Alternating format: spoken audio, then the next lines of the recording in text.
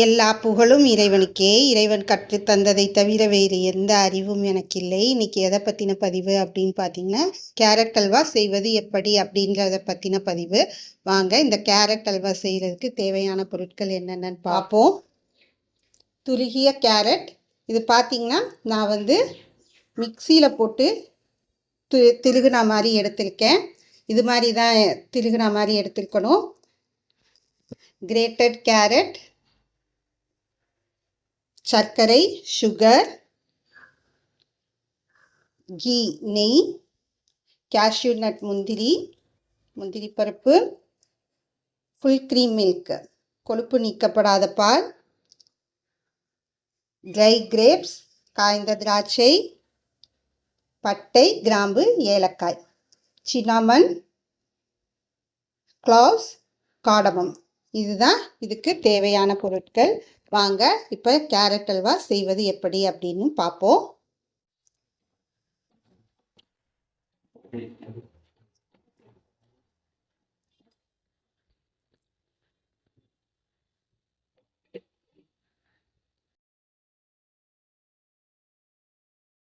நான் கேரட் வச்சிட்டேன். இந்த கேரட்டு மூழ்கிற வரைக்கும் பால் ஊற்றிப்போம். நிறையா வேணாம்.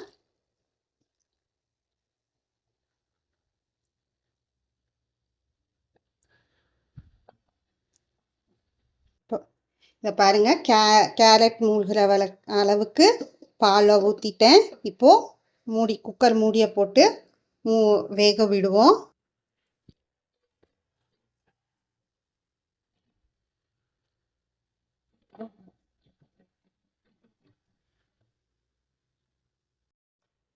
இப்போது மூடி போட்டு மூடியாச்சு.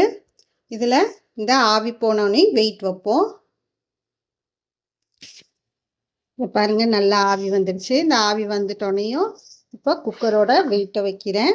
வச்சு நீங்கள் உங்கள் சோத்துக்கு எவ்வளோ வேக வைக்கிறதுக்கு எத்தனை விசில் விடுவீங்களோ அத்தனை விசிலே விட்டு நீங்கள் இறக்கிக்கலாம். இப்போது இந்த கேரட் வேகட்டும். வெந்ததுக்கப்புறம் எடுத்து அல்வா செய்வோம்.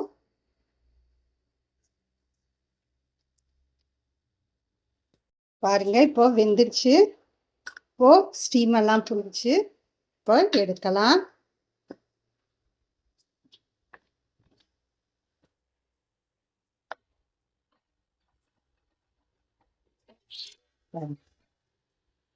நல்லா வெந்துருச்சா? இப்போ அல்வாக்கு தேவையான இது. ஏன்னா அல்வாக்கு தண்ணி மாதிரி இருக்கக்கூடாது, இப்படிதான் திக்காக இருக்கணும். பாருங்க இப்படிதான் இருக்கணும். நல்லா வெந்துருச்சும் கூட, பார்க்குறப்பவே தெரியுது பாருங்க. இப்போ அல்வா எடுத்து கிண்டிக்கலாம். கேரட் வேக வச்சு எடுத்துக்கிட்டோம். அல்வா கிண்ட அடுப்பு பற்ற வச்சாச்சு, சட்டியும் வச்சாச்சு. நெய்யை ஊற்றிப்போம். கொஞ்சமாக ஊற்றிப்போம், நிறையா வேணாம்.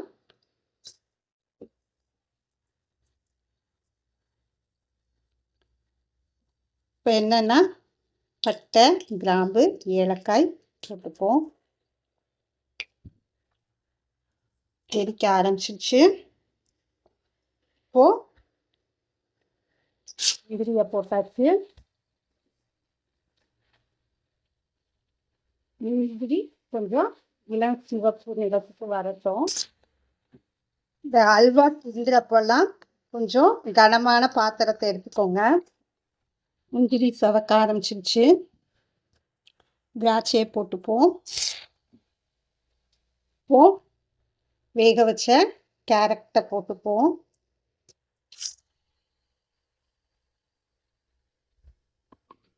தண்ணியில் வேக வைக்காதீங்க, பாலில் வேக வைங்க. கேரட்டை சுவையாக இருக்கும் கேரட் அல்வா. பீட்ரூட் அல்வாவையும் அதே மாதிரி பாலில் வேக வைங்க. பாலில் வேக வைக்கிறது ரொம்ப நல்லா இருக்கும். இந்த பாலெல்லாம் சுண்டட்டும். கைவிடாமல் கிண்டிகிட்டே இருங்க, பிடிக்க விடாதீங்க.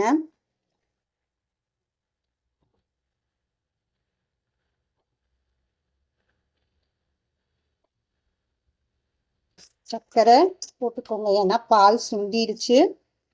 பால் சுண்டினோடனையும் சர்க்கரையை போட்டுக்கோங்க. உங்கள் சுவைக்கேற்ப போட்டுக்கோங்க. மிதமான தீயிலே வச்சு கிண்டிக்கோங்க.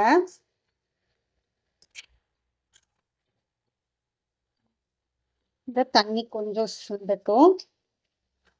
இதை பாருங்க, அல்வா ரெடியாகிட்டு தயார். நம்ம ஊற்றின நெய் பிரிஞ்சு வருது பாருங்க.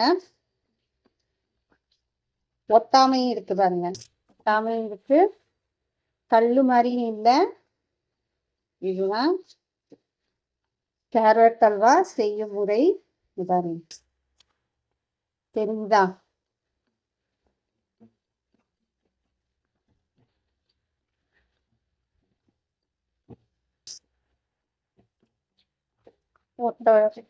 சட்டியில் ஒட்டாம வருது பாருங்க. நம்ம ஊற்றின நெய்யும் பிரிஞ்சு வருது. நான் அதனாலதான் கம்மியா ஊற்றி கிண்டினேன். நிறையா ஊற்றி கிண்டாதீங்க. இதை விடையும் கம்மி பண்ணணும்னா அது உங்களால முடிஞ்சா பண்ணிக்கோங்க. இப்போ கேரட் அல்வா தயாராயிடுச்சு.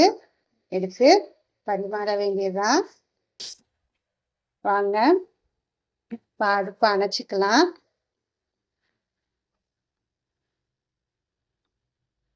இதுதான் பதம். இந்த பாருங்க, இந்த நெய் பிரிஞ்சு வருது இல்லையா அல்வாலேருந்து, இதுதான் கேரட் அல்வா பதம். நெய் பிரிஞ்சு வந்துருச்சு. கேரட் அல்வாவும் தயாராகிடுச்சு. இப்போ அடுப்பை அணைச்சிடலாம். இப்போ பரிமாற வேண்டியதுதான். பாருங்க, இவ்வளோ அழகா இருக்கு. பார்க்கவும் நல்லா இருக்கு. எடுக்கிறப்போ சட்டியில ஒட்டவும் இல்லை, கல்லு மாதிரியும் இல்லை.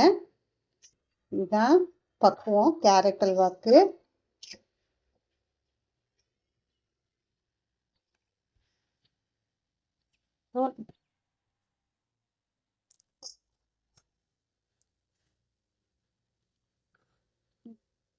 பாருங்க, கேரட் அல்வா செஞ்ச சட்டி எப்படி இருக்கு. அதனாலதான் கனமான பாத்திரமா வைக்க சொல்லுறது. இதில் பாருங்க, எண்ணெய் இதுதான் தெரியுது. அது கேரட் அல்வா பிடிச்ச இதே தெரியல. இதுதான் பக்குவம். இதே மாதிரி நீங்களும் செய்யுங்க. இந்த கேரட் அல்வா செய்கிறது மிக எளிமைதான்.